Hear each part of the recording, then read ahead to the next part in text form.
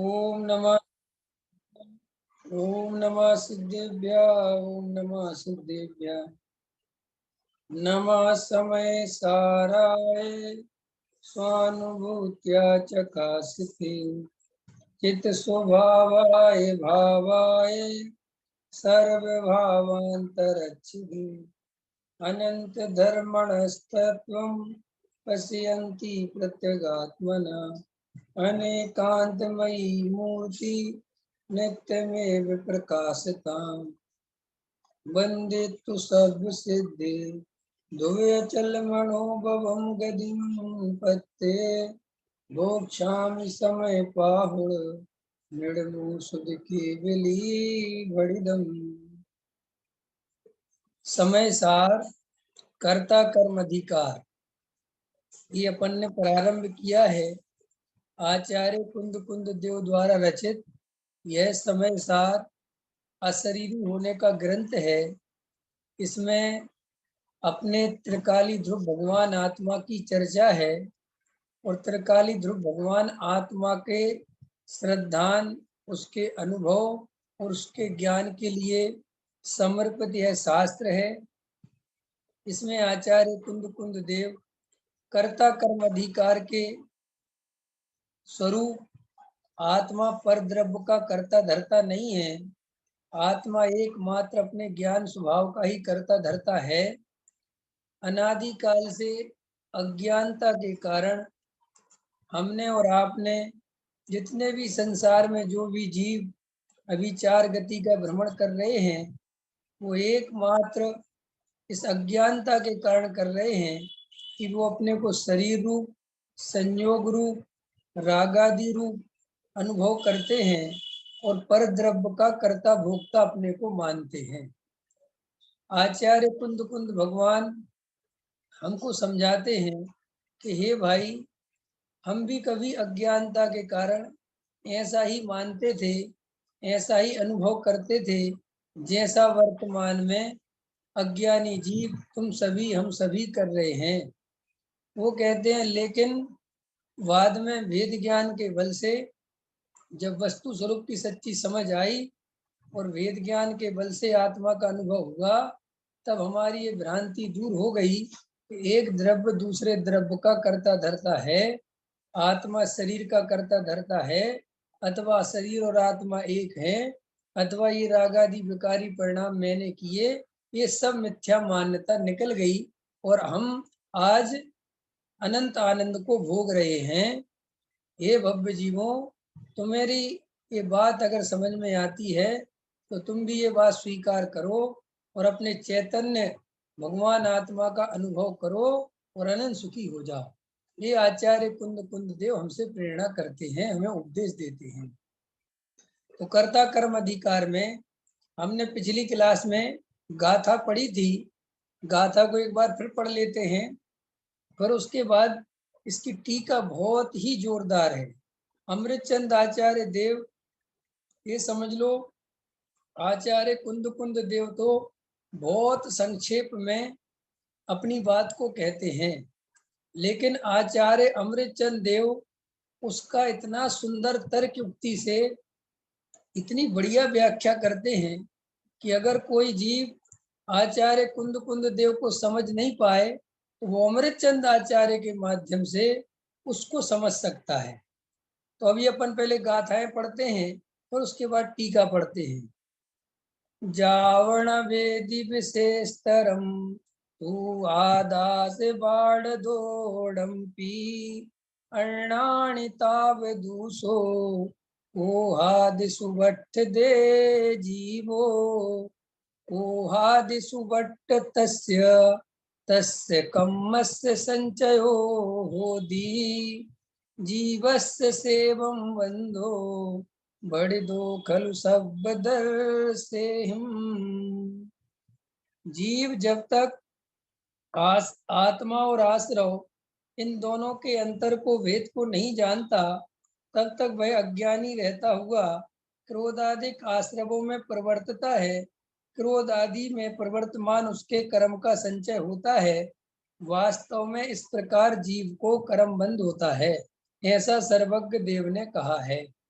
ये अपन ने देखा था। अब टीका देखते हैं। टीका देखिए, जैसे यह आत्मा जिनके तादात्म्य सिद्ध संबंध है, ऐसे आत्मा और ज्ञान में विशेष अंतर भिन्नपना न होने से उनके भेद को पृथक को न देखता हुआ निसंकतया ज्ञान में आत्मा पने से प्रवर्तता है, और वहाँ ज्ञान में आत्मपने से प्रवर्तता हुआ वह ज्ञान क्रिया का स्वभावभूत होने से निषेध नहीं किया गया है। इसलिए जानता है, जानने रूप में परिणमित होता है।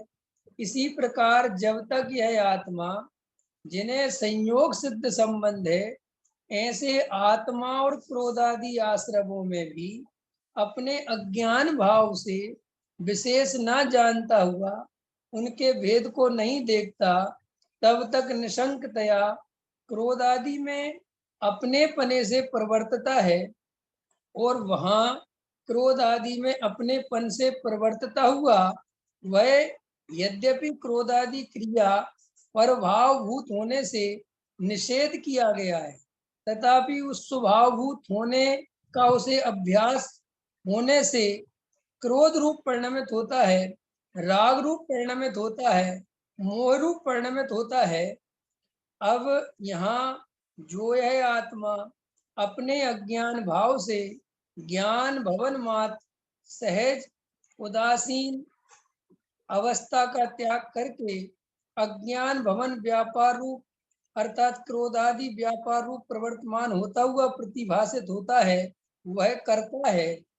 और ज्ञान भवन व्यापार रूप प्रवृत्ति से भिन्न जो क्रिया परिणाम रूप से अंतरंग में उत्पन्न होते हैं, होते हुए प्रतिभाषित होते हैं, ऐसे क्रोधादिक वे उनके कर्म हैं। इस प्रकार अनादि काल से अज्ञान से होने वाली यह कर्ता कर्म की प्रवृत्ति है।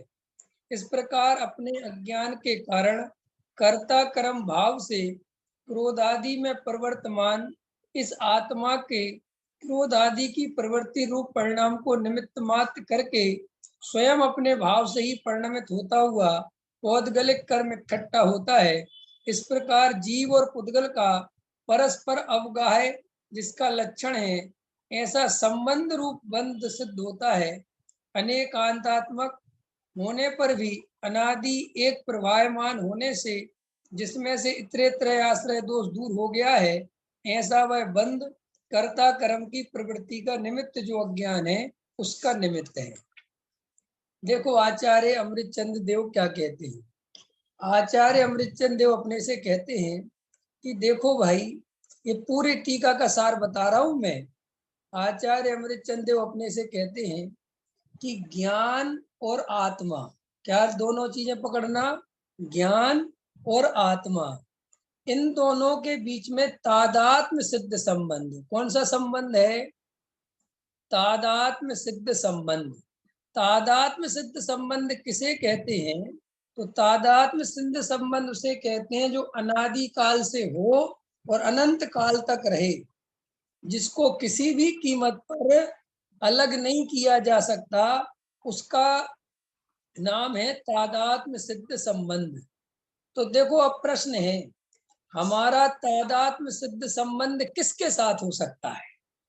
आचार्य हमसे पूछते हैं कि अब ये बताओ, मैंने तुम्हें एक तरीका बता दिया, एक युक्ति बता दी कि जिसके साथ तुम्हारा तादात्म्य सिद्ध संबंध हो वो तुम्हारा स्वभाव है, वो तुम हो, वो तुम्हारी सत्ता है, ऐसा समझ लो। अब वो कहते आचार्य, अब मैं तुमसे पूछता हूं कि तुम ऐसी कोई भी चीज बताओ जिसके साथ तुम्हारा अनादिकाल से संबंध हो और अनंत काल तक संबंध बना रहे, ऐसी कोई चीज बताओ। अब देखो, अब इसको उल्टा चलाओ। अब हम शरीर को अपना मानते हैं, शरीर से चले ना अलका जी, दो दो अलका जी हैं, एक ऊपर अलका जी है, एक नीचे भी अलका जी है। तो मैं ऊपर वाली फर्स्ट अलका बोलूंगा, ले। एक नीमच वाली, आप नीमच की है ना, हाँ, तो नीमच वाली अलका जी बोलूंगा, दिल्ली वाली अलका जी है। इनको सिखा जी, इनका नाम तो वैसे अच्छा ध्यान आ गया मेरे को, अलका जी लिखा रहता है। तो देखो क्या कहते हैं अलका जी कि तुम पहले नंबर पर ये बताओ कि तुम्हारा अपनापन कहाँ कहाँ पर है, किस किस चीज को तुम अपना मानते हो। विनोद जी, आचार्य क्या कह रहे हैं? देखो आज वेद ज्ञान की चर्चा चलेगी, बहुत ही सुंदर, क्योंकि ये टीका ऐसी वेद ज्ञान की चर्चा करने वाली टीका है ये कि आनंद आ जाएगा।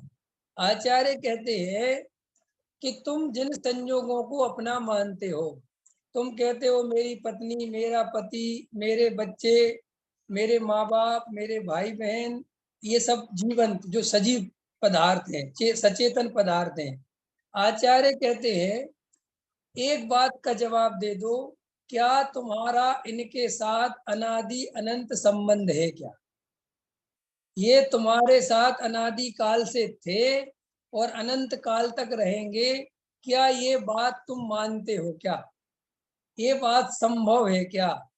ये बात घटना घट सकती है क्या? दिनेश जी, तो आचार्य कहते हैं कि साहब, तुम ही कहते हो आचार्य से कि नहीं साहब, इनके साथ हमारा कोई अनादि काल का संबंध नहीं है। पत्नी तो मेरी अभी आई थी जब मैं, किसी की शादी को 15 साल हो गए होंगे, किसी को 20 हो गए होंगे, किसी को 25 हो गए होंगे। माने आप वो डेट बता सकते हो ना विनोद जी, कौन सी डेट कहलाती है वो? एनिवर्सरी बता सकते हो ना कि हमारी शादी की सालगिरह साहब 25 साल हो गए। इसका मतलब आप बहुत अच्छे से बात जानते हो कि शादी के बाद ही पत्नी का संयोग हुआ, उसके पहले मेरी पत्नी या मेरा पति नहीं था। इसका मतलब इसके साथ तो मेरा तादाद सद्य संबंध ही नहीं बैठ रहा।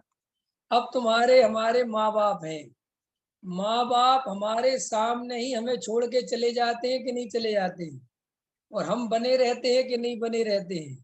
तो इन माँ बाप के साथ भी हमारा तादात्म्य सिद्ध संबंध नहीं हो सकता। ठीक है, अब मकान दुकान की तो चर्चा करने लायक है नहीं।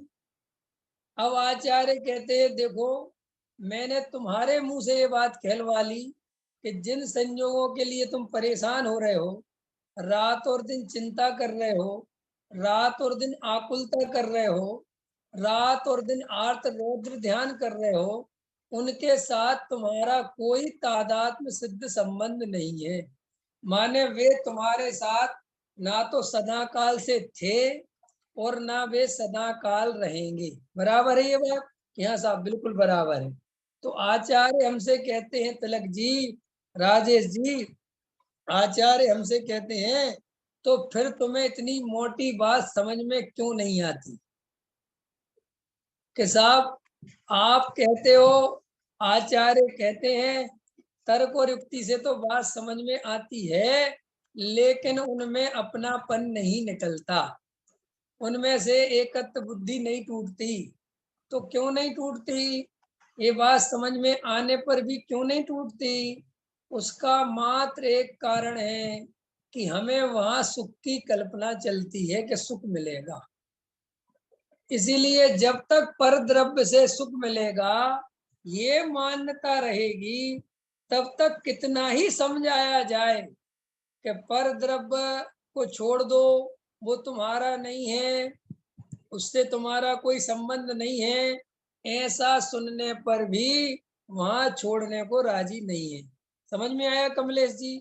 तो आचार्य ज्ञानी तो हमसे कहते हैं कि तुम्हारी पत्नी, मकान दुकान, घर गृहस्थी, जिनके लिए तुम इतने परेशान हो रहे हो, तुम्हारे सामने तुमने अपने मुंह से कबूल कर लिया कि उनके साथ मेरा तादात्म्य सिद्ध संबंध नहीं है। अब आ जाओ शरीर के बारे में। अच्छा बताओ, ये शरीर का जन्म हमारे सामने हुआ है कि नहीं हुआ है? नहीं साहब, हमारे सामने कहाँ हुआ? अरे तुम्हारे सामने नहीं हुआ तो अभी इसकी गवाही देने वाले तो है ना, वो डॉक्टर हैं, वो तुम्हारी रिपोर्ट्स हैं, वो तुम्हारी माँ है जो कहती है कि 9 महीने मैंने तुम्हें बढ़ते हुए गर्भ में देखा है। ठीक है ना? चलो साहब, माँ की नहीं मानना तो अपन जब जन्म ले लिया और 2-4 साल के हो गए, तब अपन की हाइट कितनी थी, तब अपना शरीर कैसा था, फिर उम्र बढ़ने के साथ शरीर बढ़ा। इसका मतलब इसके साथ मेरा तादात्म्य संबंध नहीं हो सकता क्योंकि तो ये मेरे सामने ही घट बढ़ रहा है। और बुढ़ापा आते आते आदमी का देह शरीर यहीं पड़ा रहता है और उसमें से आत्मा चला जाता है। तो मरने पर भी सिद्ध हो जाता है कि शरीर का संयोग संबंध था, तादात्म्य संबंध नहीं था, और वैसे भी दिखाई देता है। तो अब शरीर भी चला गया, शरीर भी चले गए, संयोग भी चला गया, इनके साथ हमारा कोई तादात्म्य सिद्ध संबंध नहीं है। अब आचार्य कुंद देव अथवा आचार्य अमृतचंद देव वो ये कहते हैं, मुझे ऐसा लगता है कि आचार्य अमृतचंद देव और कुंद भगवान ये बात समझाने में अपनी ताकत बिल्कुल खर्च नहीं करते कि शरीर और संयोग तुम्हारे नहीं है।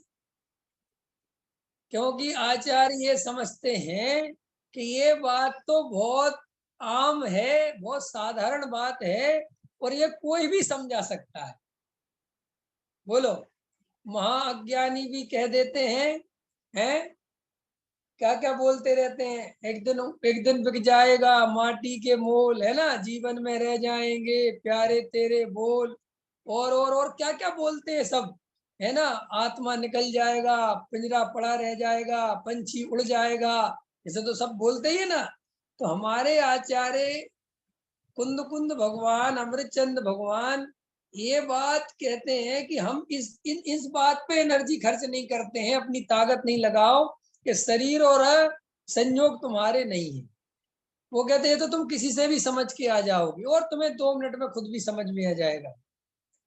आचार्य कहते हैं कि हमारी समस्या तो ये है कि इस जीव को शरीर और संयोग मेरे नहीं है, ये तो बात समझ में जल्दी आ जाती है, लेकिन ये जो क्रोधादि भाव है, ये जो रागादि विकारी भाव है, ये तो मेरे है ना, ये तो मैंने किए ना। ये कम से कम, चलो साहब आप कहते हो क्रिया हमारी नहीं है, जड़ की क्रिया हम नहीं कर सकते, लेकिन परिणाम तो हम ही करते हैं ना। ये राग द्वेष क्रोध मान माया लोभ, ये परिणाम कौन करता है? कौन करता है ये परिणाम? सभी जानते हैं कि साहब आत्मा करता है। और कौन करता है राजेश जी?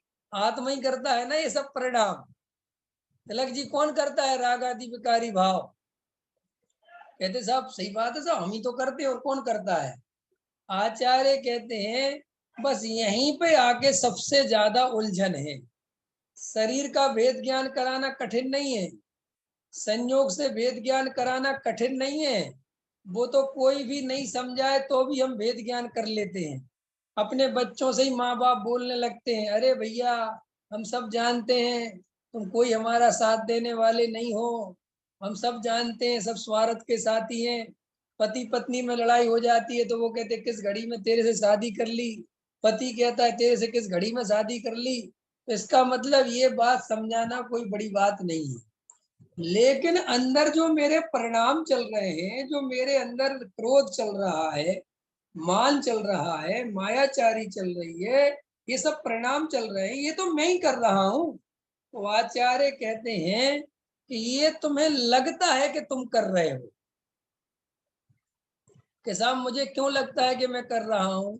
क्योंकि तुमने ज्ञान स्वभाव की दृष्टि नहीं रखी, तुमने अपने चैतन्य तत्व की अनुभूति नहीं की, तुमने आत्मा को नहीं पहचाना, तो जिसके कारण ऐसा अंदर भ्रम चलता है कि ये रागादि विकारी भाव का कर्ता भोक्ता मैं हूं।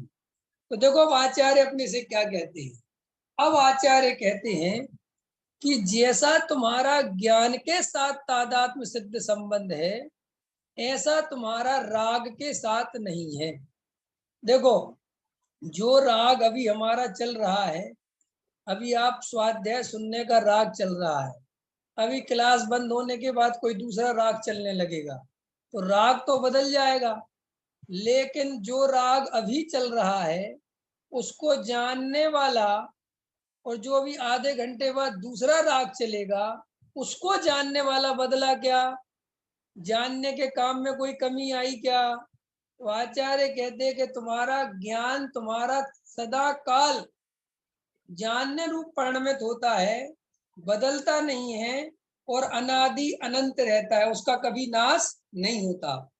लेकिन ये जो रागादि विकारी भाव है, इनका तो हम खुद ही रोज देखते हैं कि अभी कोई और राग है, थोड़ी देर बाद कोई दूसरा राग है, अभी क्रोध आ रहा है, थोड़ी देर बाद क्रोध चला जाएगा, मान आ जाएगा, फिर मान चला जाएगा, मायाचारी आ जाएगी, मायाचारी चली जाएगी, लोभ आ जाएगा।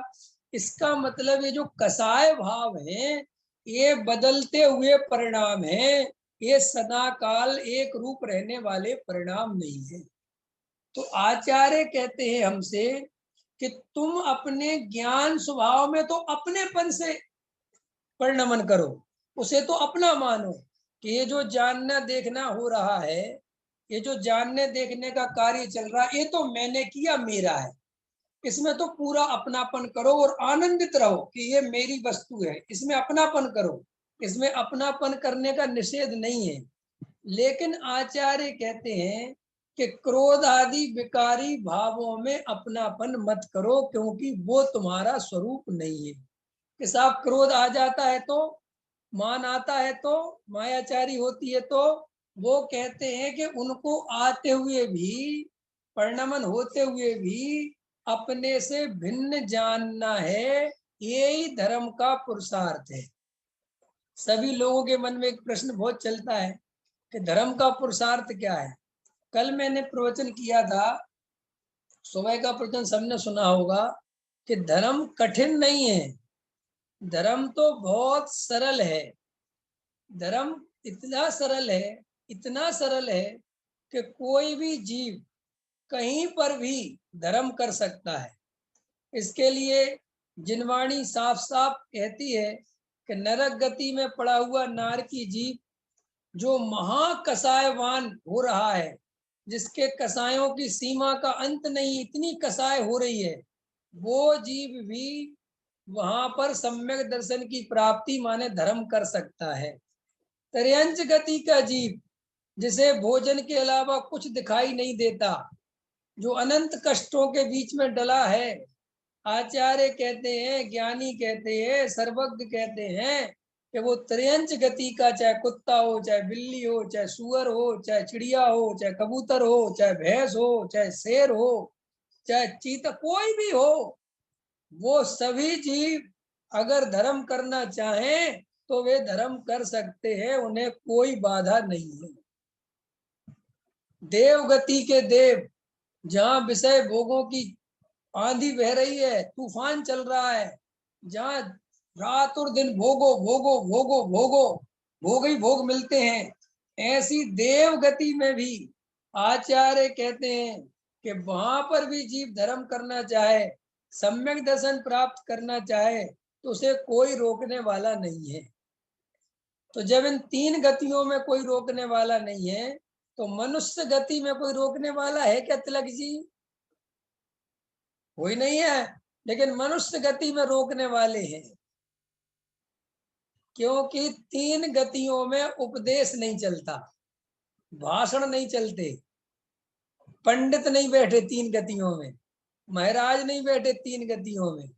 ये सारी जो भी नौटंकी है वो मनुष्य गति में ही चलती है, क्योंकि यहाँ पर भाषण देने वाले, सलाह देने वाले, उपदेश देने वाले सब बैठे हुए हैं, और जनता किसी ना किसी के पीछे चलती ही चलती है।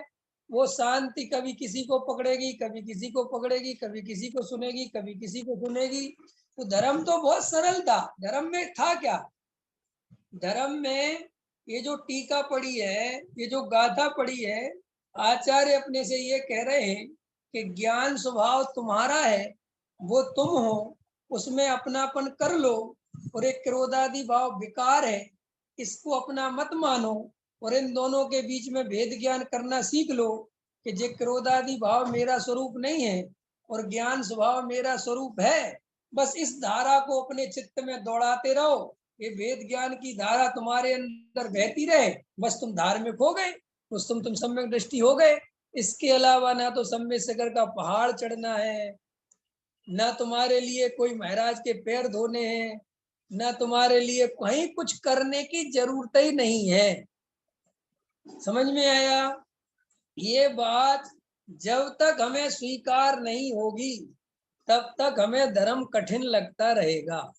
क्यों कठिन क्यों लगता है? क्योंकि भाई साहब वहां से धर्म मिलता ही नहीं जहां से तुम धर्म लेना चाहते हो। धर्म तो है अंतरंग की चीज, वो तो वेद ज्ञान तुम्हें एकांत में बैठ के अपने आनंद से अपने बल से करना पड़ेगा। लेकिन तुम्हें एकांत में बैठना ही नहीं है, तुम्हें तो भीड़ में जाके अपने को दिखाना है कि हम भी धर्मात्मा है।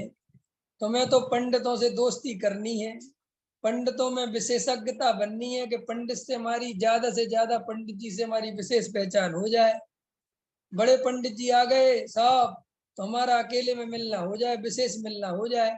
तो हमें ये सब के सब जो करने हैं ये धर्म के नाम पर करते हैं, लेकिन इनमें धर्म दूर दूर तक नहीं है। सम्मेद से करके पहाड़ पर 27 किलोमीटर पहाड़ पर चढ़कर धर्म मिलता है क्या? धर्म नहीं मिलता, ये बात समझ लो अच्छे से। लेकिन असली धर्म नहीं करना पड़े इसके लिए बच जाते हैं अपन। हम नीचे बैठ के, पहाड़ के नीचे बैठ के शांति से आत्मा का विचार कर सकते हैं, वेद ज्ञान कर सकते हैं, उसमें हमारा मन नहीं लगता जो असली धर्म का कारण है। लेकिन वो 27 किलोमीटर पहाड़ डोली वाले से लड़ रहे हैं। अरे वो कह रहा 5,000 रुपए लूंगा, अबे 4,000 ले ले, इतना कमाते हो, शर्म नहीं आती, 3,000 देंगे, उनसे लड़ रहे हैं। काय बात के लड़ रहे हैं भैया? क्यों लड़ रहे हैं? कि साहब हमारे पैरों में ताकत नहीं है, पहले तो हमने 31 वंदना कर ली हैं, फिर भी अब सम्य शिखर तक आए हैं तो डोली से कर ले। कि बहन जी भाई साहब, आपको इन 30 सालों में इतना समझ में नहीं आया कि धर्म पहाड़ों में नहीं है? इतना तो समझ में आ जाता।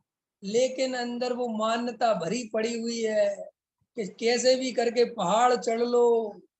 एक बार जो बंदे कोई, क्या बोलते हैं, ताई पशु गति नरक दुख नहीं हुई है, बस हमें तो नरक से बचा लो और हमें त्रियंच गति से बचा लो।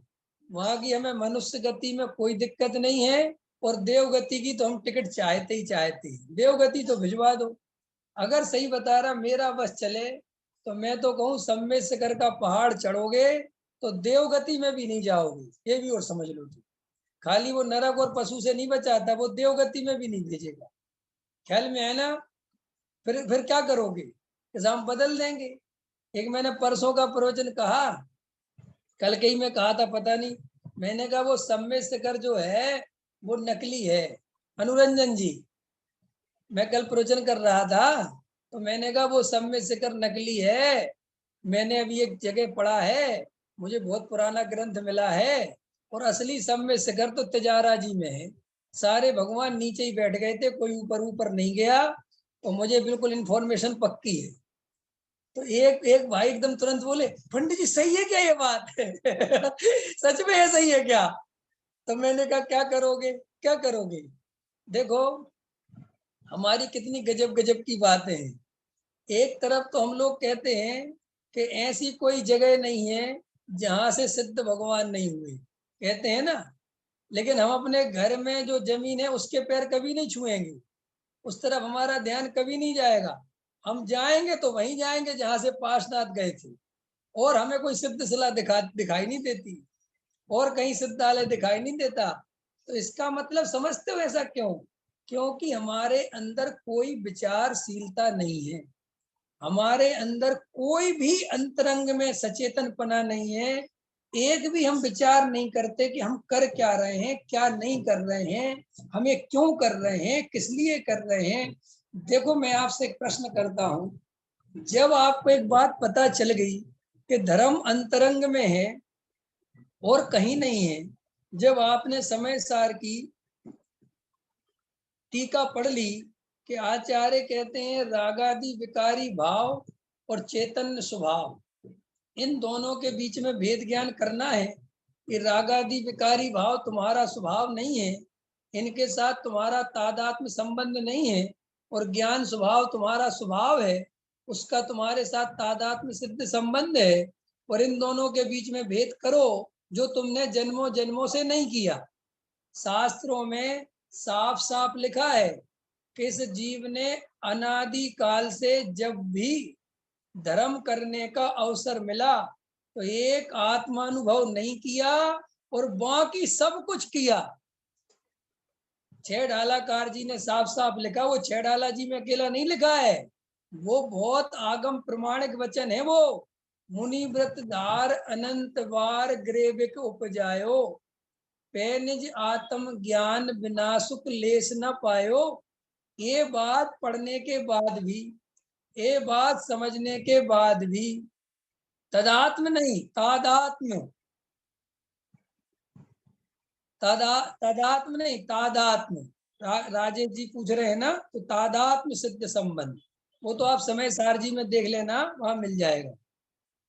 तो देखो वो साफ साफ ये कह रहे हैं, अपने को समझा रहे हैं ज्ञानी कि भाई तुम मुनि अनंत बार बन गए हो, इसमें कोई आश्चर्य नहीं है, तुम त्यागी। एक बात आओ, जब हम मुनि बन गए तो हम बाकी के त्यागी वृत्ति बने होंगे कि नहीं बने होंगे? जो नीचे वाला थोड़ा बहुत त्याग व्रत है वो किया होगा कि नहीं किया होगा है?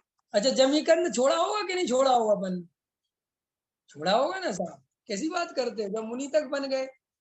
तो भैया आचार्य कहते हैं जब तुमने मुनि जैसे तपश्चर्या को अनंत बार अंगीकार कर लिया, मुक्तागिरी में लिखा है सुमेरु पर्वत जितना ढेर लग जाए पीसियों का, है ना, और महासागर जितने वो आंसुओं से सागर भर जाए, इतनी माँ तुमने दीक्षा ली तो रोई है, ऐसा सब कुछ आचार्य साफ साफ अपने से कह रहे अनंत बार किया, पैनिज आत्म ज्ञान बिना सुख लेस न पायो।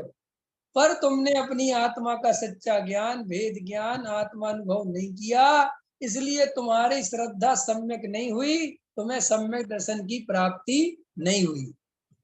मैंने परसों एक वाक्य बोला था, जिनने भी सुना होगा, कि श्रद्धा का जन्म अनुभव से होता है, विश्वास से नहीं होता। नमक एक बार तुम्हारे अनुभव में आ गया, बस अनंत अनंत काल के लिए निपटारा हो गया। अब कोई भी पूछे नमक कैसा होता है, पूरे बल पूर्वक कहोगे खारा होता है। कि साहब किसी शास्त्र में लिखा है कि मीठा होता है, कि शास्त्र उठा के फेंक दो, वो झूठा है वो शास्त्र। कहोगे कि नहीं कहोगे? कि ताकत आ जाएगी कि नहीं आ जाएगी? लेकिन अभी कुछ नहीं बोल पाते, डरे हुए हो, घबराए हुए हो, कुछ नहीं पता। कोई डरा देता है, ए शास्त्रों के खिलाफ मत बोलना, अरे शास्त्रों के उसमें मत जाना, जिनवाणी का वो मत कर देना, अवर्णवाद मत कर देना, ये मत कर देना, बन ऐसा बंद हो जाएगा, वैसा बंद हो जाएगा। ये कैसी कैसे अंतरंग में निर्णय नहीं कर पाते। क्यों नहीं कर पाते निर्णय? क्योंकि हम जब जब भी अवसर मिलता है हम उलझने में लगे रहते हैं। सच्चा धर्म करने का अवसर आता है और फिर हम इधर उधर करके फिर वो अवसर खो देते हैं। अभी भी वर्तमान में अपने अपने को चेक करो कि अभी भी हम क्या कर रहे हैं। हाँ, कितने मुमुक्षुओं को, आप सब मुमुक्षुओं को देखो, देखो सबको अच्छे से, सब कर क्या रहे हैं। इन सब मुमुक्षुओं को पता है कि आत्मानुभव के बिना धर्म नहीं होता, सबको पता है भेद ज्ञान के बिना धर्म नहीं होता, फिर भी ये लोग भेद ज्ञान आत्मानुभव का काम क्यों नहीं करते? कोई मंदिर बनवाने में लगा है, कोई पूजा पाठ विधान वो सारे के सारे कामों में लगे हुए हैं। जब सबको पता है कि इनमें धर्म है ही नहीं, तो ये सब इसी काम में क्यों लगे हैं? कभी सोचा? परसों एक भाई मेरे से पूछ रहे थे कि साहब आप तो बिल्कुल अलग अलग बातें करते हो, हमें तो समझ भी नहीं आती क्या सब है, आप पता नहीं कहाँ से बोलते हो। मैंने कहा मैं बोलता हूँ क्योंकि मैं जागा हुआ हूँ। जाग जाओगे तो सब सच्चाई दिखने लगेगी, सोए रहोगे तो कुछ भी नहीं दिखेगा। अरे जब तुम भीड़ का हिस्सा बनेंगे खुद ही, तो तुम कैसे देख पाओगे कि भीड़ में क्या क्या हो रहा है? क्योंकि तुम तो खुद ही भीड़ का हिस्सा बन गए। ये भीड़ क्या क्या कर रही है उसको दूर से खड़े होकर देखना पड़ेगा। ख्याल में अनुरंजन जी? अनुरंजन जी, समझ में आ रहा है कि नहीं आ रहा? तो भाई हजार दफे एक बात निर्णय कर लो, धर्म करना है तो भेद ज्ञान से प्रकट होगा, और कोई उपाय नहीं है। बाकी और जो कुछ चल रहा है, जो कुछ हो रहा है, उसमें कहीं ना धर्म है और ना धर्म का कोई संबंध है। ये सब बातें आपको मीठा मीठा जहर है कि साहब पुण्य परंपरा से मोक्ष का कारण बनता है, पुण्य नहीं होता तो आप ये सज्जनवाणी कहाँ से सुन पाते? ये सब अपने को ठगने के उपाय हैं।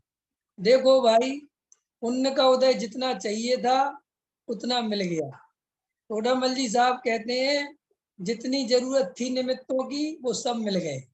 अब अगर तुम पुरुषार्थ नहीं करते और उन्हीं निमित्तों को और इकट्ठा करने में लगते हो तो ये बहुत चला जाएगा। देव साज गुरु मिलने थे, मिल गए। समय सार मिलना था, मिल गया। वेद ज्ञान की चर्चा मिलनी थी, मिल गई। अब पुण्य के पीछे ना दौड़ के उसका सदुपयोग करो कि भेद ज्ञान करो, आत्मानुभव करो कि नहीं साहब थोड़ा नया पुण्य अगले जन्म में। ये तो अगले जन्म में उन्हीं को पुण्य चाहिए जिनको धर्म समझ में नहीं आया, जिन्हें सच्चा आत्मा समझ में आ गया, उनको अगले जन्म की चिंता ही नहीं होती। क्यों नहीं होती दिनेश जी? मेरे कई मित्र हैं, कई मित्रों को ये परेशानी होती है कि साहब बाकी तो सब ठीक है लेकिन ऐसा लगता है कि अगले जन्म में क्या होगा, अगर मुझे सबमिशन नहीं मिला तो अगले जन्म में क्या होगा। मैंने कहा ऐसी चिंता करोगे तो सबमिशन होगा ही नहीं, क्योंकि ये भय रखने वालों को धर्म थोड़ी होता है। निर्भय बनो, निशंक बनो, अंतरंग से निर्णय करो कि मैं भगवान आत्मा हूँ, मैं बिल्कुल भगवान हूँ, मेरे में कोई कमी नहीं है, मेरे कोई भाव नहीं होते। और ये बातें जब तक तुम्हें अंतरंग से सच्ची नहीं लगेंगी, गप्पे लगेंगी, तो वे तब तक कुछ होने वाला नहीं है।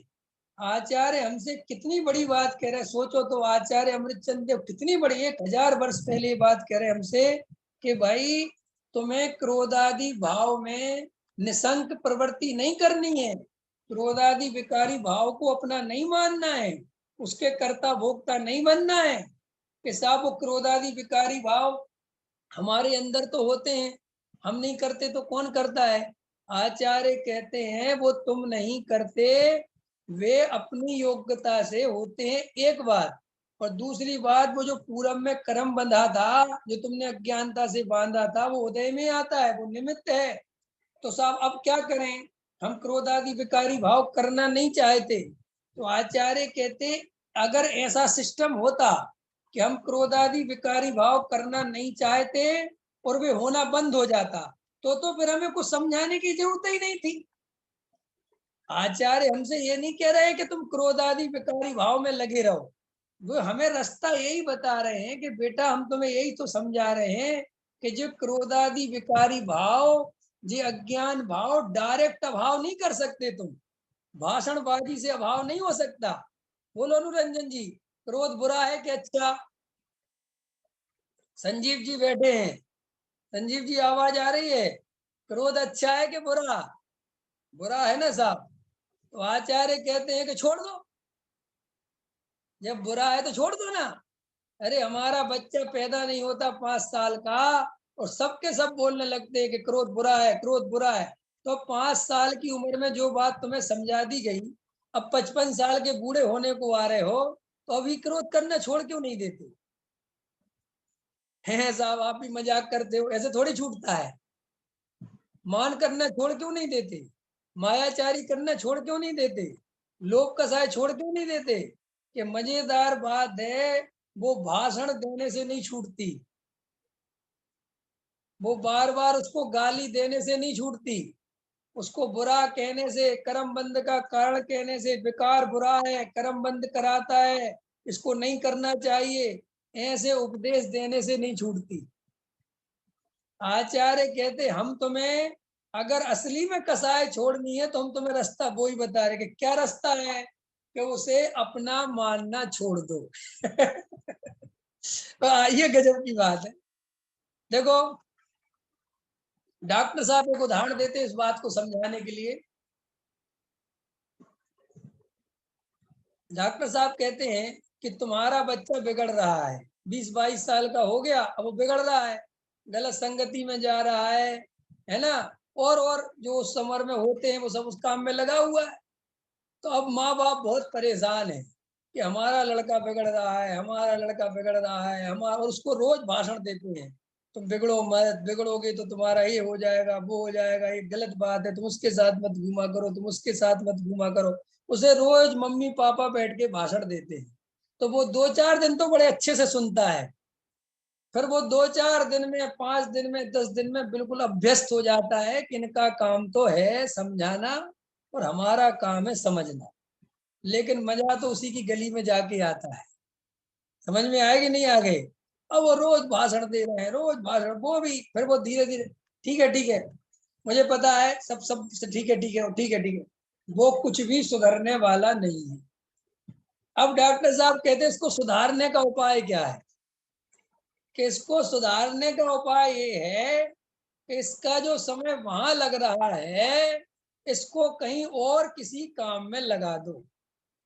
ख्याल में है ना, या तो इसको व्यापार में लगा दो या इसकी शादी कर दो, ख्याल में है ना, जो कुछ उसको व्यस्त कर दो। वो अपने आप ही उन लोगों के पास जाना बंद कर देगा, अपने आप ही सुधर जाएगा, तुम्हें कुछ करने की जरूरत नहीं है। सुधारने का यही उपाय है। ऐसे ही हम कितने ही क्रोध मान माया लोग को गाली देते रहे, कितने ही प्रवचन सुनते रहे, कितने ही हमें समझाते रहे चरणान योग वाले बैठ बैठ के कि इसमें इतना पाप, इसमें इतना पाप, इसमें इतना पाप, इसमें इतना पाप, इसमें इतना पाप। कितने ही तुम्हें वर्तमान योग के कहानी किससे सुनाते रहे साहब, ये करोगे तो नरक चले जाओगे, ये करोगे तो ये हो जाएगा, ये हो जाएगा, ये हो जाएगा, ये हो जाएगा। लेकिन अंतरंग की परिणति, अंतरंग बदल की जो बदलने वाली है वो बदलती नहीं है। और वो थोड़ी देर के लिए भावुकता के कारण बदल भी जाए तो वो बदली हुई नहीं है। पूछो क्यों, कैसे बताता हूं कि द्रव्यलिंगी मुनि ने कितनी परिणति चेंज कर ली कि नहीं कर ली तिलक जी? द्रव्यलिंगी मुनि ने अपनी परिणति कितनी चेंज कर ली कि वो मुनि बन गए और नौवे ग्रेविक चले गए। लेकिन टोडामल जी साहब कहते हैं कि वो परिणति तो चेंज हुई लेकिन अभिप्राय चेंज नहीं हुआ। और वो अभिप्राय चेंज नहीं होने के कारण, उस मिथ्यात्व के कारण काल अनंत निगोद मजार कहाँ पहुंच गए? काल अनंत के लिए कहाँ चले गए? वापस निगोद चले गए। इसलिए आचार्य कहते हैं हमें तुम्हारी परिणति की ज्यादा चिंता नहीं है, परिणति तो बाद में सुधर जाएगी। इस भाव में अगर सुधारना है तो अभिप्राय सुधारो। सबसे बड़ा पाप कौन सा है? मिथ्यात। सबसे बड़ा पाप कौन सा है? मिथ्यात। अभी 2 दिन पहले मैं समझा रहा था कि जैन समाज में कॉमन समस्या है बच्चों की कि साहब हमारे बच्चे धर्म में नहीं लगते, हमारे बच्चे साहब क्या करें, साहब क्या करें साहब, बड़ी समस्या है, पाठशाला जब तक भेजते हैं और उसके बाद तो पता नहीं। तो आपने कभी सोचा कि हमारे साथ क्यों होता है ऐसा? आखिर हम अपने बच्चों को जैन धर्म इतना महान होने पर भी, ऐसा वस्तु स्वरूप वैज्ञानिक धर्म होने पर भी आज हमारे बच्चे अन्य जातियों में शादी कर लेते हैं, अन्य दोस्तों के साथ घूमते हैं, मंदिर आना पसंद नहीं करते, स्वाध्याय में बैठना पसंद नहीं करते। क्यों हो रहा है ये सब? जबकि जैन धर्म बहुत वैज्ञानिक धर्म है। जैन धर्म टू द पॉइंट वाला धर्म है। और धर्मों में तो अंध श्रद्धा चलती है, अंध भक्ति चलती है। जैन धर्म तो इतना गजब का क्लियरिटी करता है हर चीज की। जो वैज्ञानिक जिस खोज में लग रहे हैं, वैज्ञानिक जिस बात में लगे हुए हैं, जैन धर्म उसकी हजारों वर्ष पहले घोषणा कर देता है, हजारों वर्ष पहले वो बात बता देता है। फिर भी हमारे बच्चे, कभी सोचो, पाठशाला में जाकर भी धीरे धीरे वो चिढ़ते क्यों हैं, क्यों नहीं समझ पाते? उसका पता कारण क्या है? उसका कारण ये है कि हमारे यहाँ के लोग वस्तु स्वरूप समझाने से ज्यादा आचरण सिखाते हैं। क्या सिखाते? आचरण। और आप आचरण इतना सिखा देते हो जो उसकी भूमिका के योग्य है ही नहीं। देखो आपको पता है, जैनी का एक सामान्य ग्रस्त का, आगम के परिप्रेक्ष्य में कह रहा हूं ये बात, संयम प्रकाश में पढ़ लेना, मूलाचार में पढ़ लेना, रत्नकांड श्रावकाचार्य में पढ़ लेना, जहां जितने भी चरणानियोग परक ग्रंथ हैं पढ़ लेना, वहां जाके मूलाचार, मूल अष्टमूल गुण, एक सामान्य श्रावक के अष्टमूल गुण बताए हैं। तो आचार्य कहते हैं कि सिर्फ अष्टमूल गुणों में मध्य मास मधु और पंचोदंबर फल, इसके अलावा कहीं पर और कोई आचरण की चर्चा नहीं है एक सामान्य ग्रस्त के लिए। लेकिन हम 10-10, 12-12 साल के बच्चों के ऊपर आचरण के नाम पर कितना लाद देते हैं, कितना कितना कितनी बातें सिखा देते हैं। बच्चा उस समय तो बेचारा उसका माइंड बहुत वो होता है नाजुक, वो तुम्हारी बातें सुन सुन के भावुक होके कहता है ठीक है साहब, इसमें इतने जीव, इसमें इतने जीव हैं। और बाद में वही बच्चा बड़ा होके उसकी अंतरंग की कोई बेचारे को आत्मा तो मिला नहीं, कोई कसाय तो उसकी गई नहीं थी। फिर वो बाद में परेशान होने लगता है। एक तरफ लगता है कि मैंने मंदिर में नियम लिया है, अब मैं ये तोड़ूंगा तो मुझे पाप लगेगा। अंदर से उसके मन करता है कि खाना है। तो इस तरीके से हम उस बच्चे का, समझ लो, धर्म के नाम पर गला घोट देते हैं, उसे हम इतना वो कर देते हैं कि वो धीरे धीरे चिढ़ता है। तो फिर हम बच्चों को क्या समझाएं? अरे बच्चों को पाठशाला में 10-12 साल के बच्चे हैं, 15 साल के, 13 साल के, उनको वस्तु स्वरूप समझाओ, उनको देव शास्त्र गुरु का स्वरूप समझाओ, उनको वेद ज्ञान की बात समझाओ कि बेटे असली काम तो धर्म इससे होता है, ये बात है। रही खाने पीने की बात, तो बेटे अपन को किसी को मार के नहीं खाना चाहिए, किसी जीव को मांस नहीं खाना, किसी को सताना नहीं, किसी जीव को दुख नहीं देना, किसी को अपने पैर से मत कुचल देना। मोटी मोटी बात, बिल्कुल मोटा मोटा, जो जो और ये कोई ऐसा नहीं है कि कोई समझौता है। अरे ये तो हजारों वर्ष पहले आचार्य भगवंत आगम में सब चर्चा कर गए, सब समझा गए कि बच्चों के साथ नहीं, सामान्य ग्रस्त के साथ भी बहुत गहराई से समझना पड़ेगा कि कितना आचरण कर सकता है और कितना नहीं कर सकता है। हाँ, और क्या समझाओ बच्चों को? तुम धर्म के नाम पे मत समझाओ। बच्चों को समझाना है कि साहब पिज्जा मत खाओ, बर्गर मत खाओ, बाजार का मत, तो ये धर्म के नाम पे मत समझाओ कि खाओगे तो नरक चले जाओगे, इसमें हिंसा होती है, अवक्ष होता है, ये नहीं। उसको ये समझाओ कि बेटे बाजार का नुकसान करता है, वो गंदी गंदे तरीके से बनाते हैं, अच्छे तेल में नहीं बनाते, अच्छी चीजें यूज नहीं करते, उनको नहीं खाना चाहिए। उसको कोई नरक का डर और कोई पाप का डर, ये कोई बात ही नहीं है। उसको समझाओ बेटा ये बीमारियों का घर है, तुम खाओगे बीमार पड़ जाओगे, इसलिए कहते हैं, बाकी कोई बात नहीं। तो वो इस बात को साइंटिफिक तरीके से समझेगा कि अच्छा बात ऐसी है। और हर चीज को धर्म धर्म धर्म, पाप लगेगा, नरक चले जाओगे, तो बच्चा अंदर ही अंदर से डर डर जाता है। और वो कहीं ना कहीं जब उसकी बुद्धि का विकास होता है, तो उसको ये समझ में आ जाता है कि हमारे धर्म में तो ये करो वो करो, ये मत करो वो मत करो, वो निषेधात्मक धर्म समझ। वो कई बच्चे बहुत अच्छे होते हैं, अब 10 में से 2 बच्चे अच्छे निकल भी गए, और तुमने कहा देखो ये भी तो एक बच्चे हैं, ये भी तो कितने अच्छे हैं, बड़े होकर बिगड़े भी नहीं। तो भाई साहब, वो तो तुम कुछ भी नहीं पढ़ाओगे, तो अभी हमेशा 10-20-50 में से 2-4 बच्चे तो मंद कसाय होते ही हैं। वे तो पूरा बहो के कोई ऐसा उदय लेके आते हैं, कसाय तीव्र नहीं होती है और सीधे साधे होते हैं। लेकिन हमें तो सब बच्चों को कवर करना है ना, हमें कोई 2 बच्चों के पीछे तो नहीं दौड़ना है। हमें तो सारी दुनिया के जैन धर्म के बच्चे जैन धर्म से प्रेम करें और आनंद पूर्वक जिए, इस तरीके की अपन को बात समझनी चाहिए। ये मैंने प्रश्न का समाधान क्यों किया? क्योंकि ने किसी ने प्रश्न पूछा था, आप तो ये कहते हो साहब कुछ नहीं करना चाहिए, नहीं बताना, जुआ नहीं खेलना चाहिए, समझ में आया ना भाई? ये 7 प्रकार के जो व्यसन है ये नहीं करने चाहिए। लेकिन क्यों नहीं करने चाहिए पता है आपको? किसी को पता है सप्त व्यसन का त्याग क्यों करवाया, क्यों कहा कि नहीं करना चाहिए? इसके पीछे बहुत बड़ा वैज्ञानिक कारण है। कोई नरक में चले जाओगे और ये चले जाओगे, ये बात नहीं है। हमारे यहाँ पर एक भी बात नरक के डर से नहीं कही गई, एक भी बात। कमलेश जी, ये आपको, शैलेश जी, समझ में आ रहा है? हैं? ऐसा तो नहीं लग रहा कि ये क्या क्या बोल रहे हैं? भैया समझो, जैन धर्म में नरक वरक का कोई चक्कर नहीं है, डरना मत। जैन धर्म नरक वरक का डर नहीं दिखाता, और न जैन धर्म को इस बात की चिंता है कि तुम नरक चले जाओगे, ना कोई आचार्यों को चिंता है। क्यों नहीं है चिंता? क्योंकि हमारे आचार्य ज्ञानी ये बहुत अच्छे से जानते हैं कि भाई अगर तेरे जीवन में मिथ्या दर्शन है, तो ना मैं तुझे नरक से बचा सकता हूँ और ना मैं तुझे निगोद से बचा सकता। क्या कहा मैंने? कितनी बड़ी बात कह रहा हूं मैं। हमारे आचार्य कहते हैं कि भाई हमें इस बात की कोई फिक्र ही नहीं है कि तू नरक चला जाएगा। हमें इस बात की फिक्र है कि अगर तेरे जीवन में मिथ्या दर्शन रहा, तो तेरे जीवन में कोई तुझे दुख से नहीं बचा सकता। तो फिर उस मिथ्या दर्शन के लिए कौन कौन सी चीज बाधा बनती है, वो उस पर चर्चा करती है। क्या बाधा बनती है?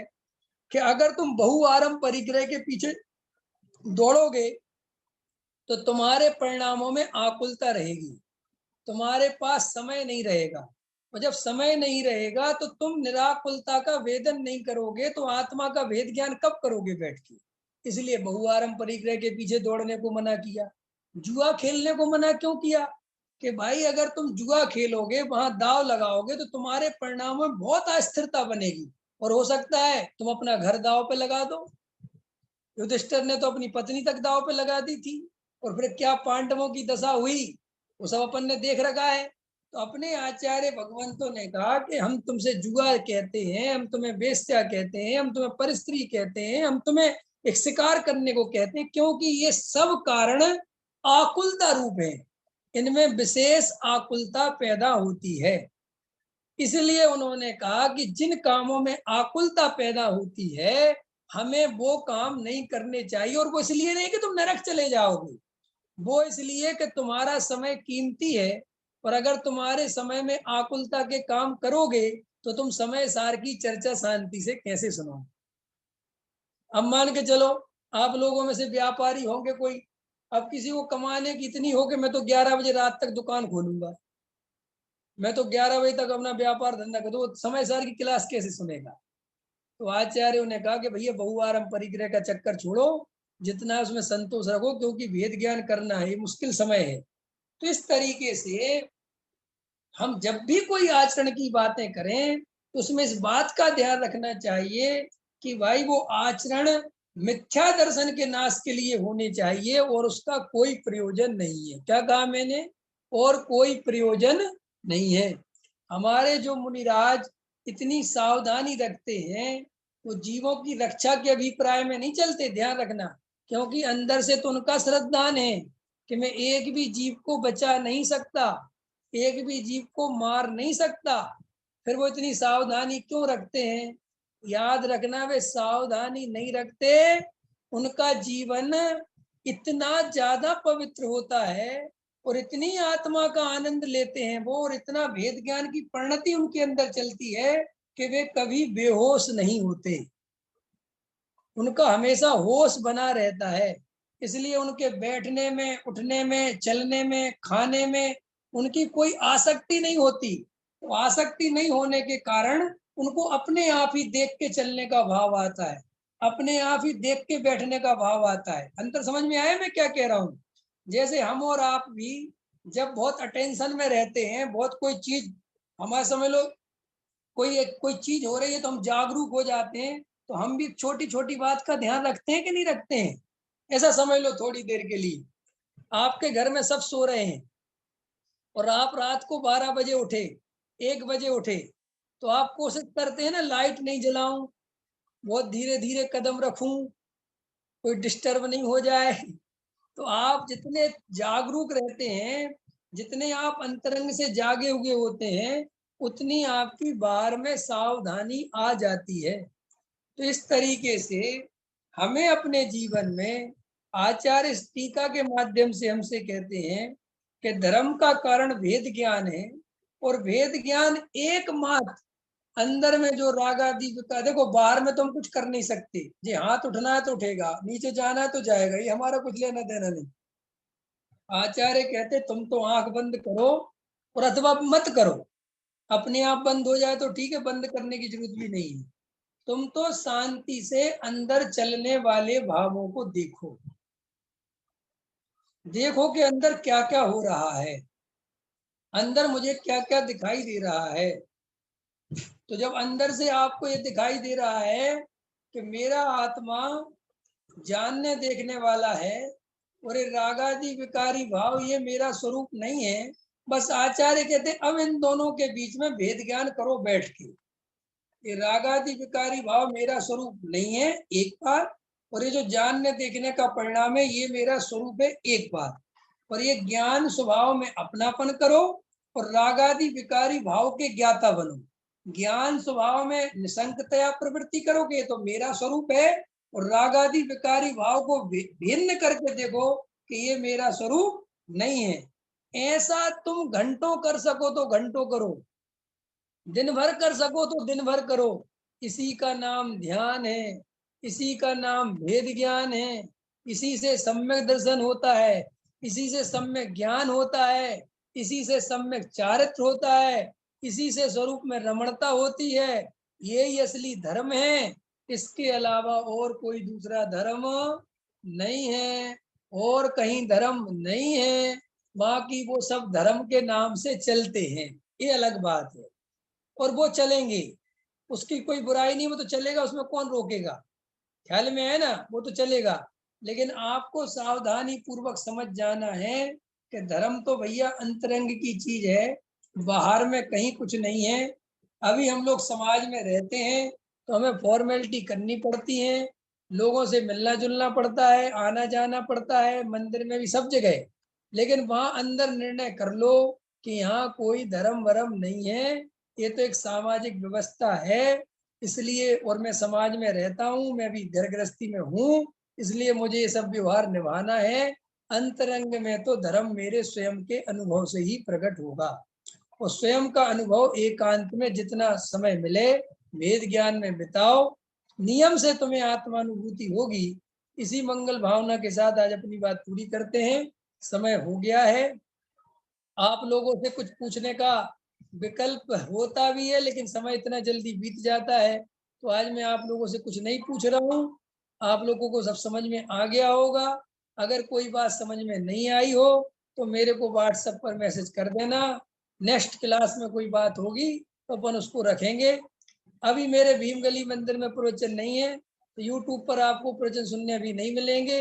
अभी हमारे यहाँ पर 3-4 दिन का कार्यक्रम है, सब विद्वान आए हुए हैं, और सोमवार से मेरा प्रवचन वापस प्रारंभ होगा, तब वो यूट्यूब पे मिल जाएगा, क्योंकि कोई भाई पूछ रहे थे कि प्रवचन नहीं डला क्या। ठीक है, आज की क्लास पूरी हो गई। अपन जिनवाणी स्तुति करेंगे। सहजानंदी सोद स्वरूपी अविनाशी में आत्म